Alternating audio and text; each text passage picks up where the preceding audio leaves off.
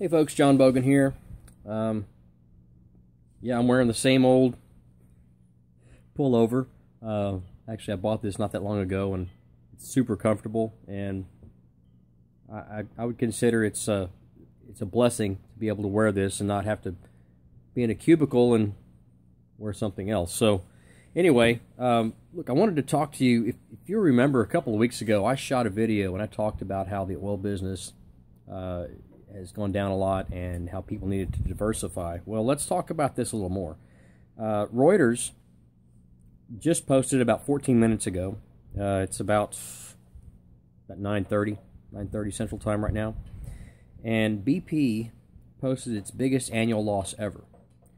So this is actually getting down to the point where it's as bad as it was back in '86. So it looks like, I'm just going to look over here and read this, so I'm sorry if I'm not looking right at you all the time. They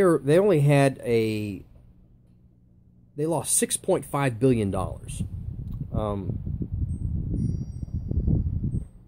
They're supposed to make $196 million net. I'm sorry, they're supposed to make $730 million net, and they only made $196 million. All right, it sounds like a big number, but you got to realize how much money they spend. I mean, most profit margins on oil companies, believe it or not, they're 9%, 10%. They're really, the profit margin is really small. There's a massive amount of money that goes into capital expenditures and operations and all this other stuff. So anyway, they're talking about by the end of 2017 dropping another 7,000 jobs. Chevron, which is the second biggest U.S. producer behind Exxon, they reported its first quarterly loss in more than 13 years. Okay, and Shell has not done its earnings yet. Exxon, let me get down here to that. Exxon is actually looking at, where did it go?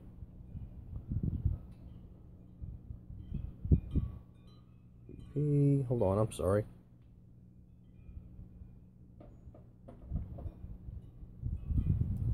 They actually they've cut their capex in half. And if you understand budgets and stuff like that, that is huge. That's huge.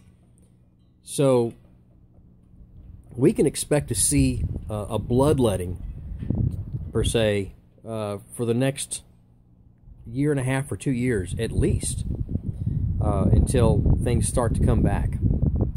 When they do come back, it'll come back rather quickly.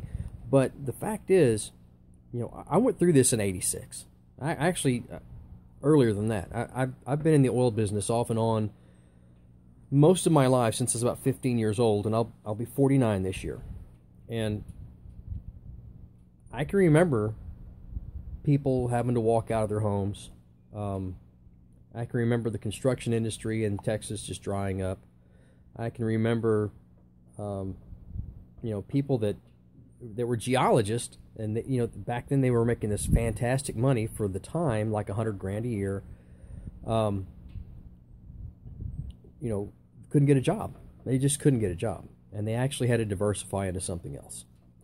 So the main thing I'm trying to say is, you know, if you're going to, if you're on the fence about thinking about diversifying your income, it's now. It's right now that you need to start diversifying what you're doing.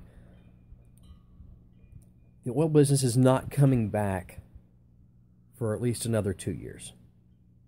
And they're going to cut more before that happens.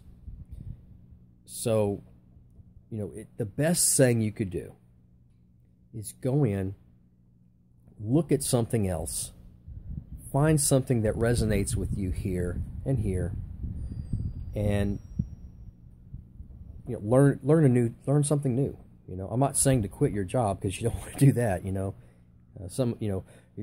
if they're going to lay you off, you want to work as long as you can, right? And which that's happening to my wife actually. They're closing her plant down. So, but you need to diversify. And I watched this happen back in the 80s. Same thing. So, anyway, look, I'm going to post a link down here. If you're interested in what I'm doing, take a look. I'm sure that you will find something, even if it's not from me, you will find something on the internet that will work for you. John Bogan, I hope you have a great day. Bye-bye.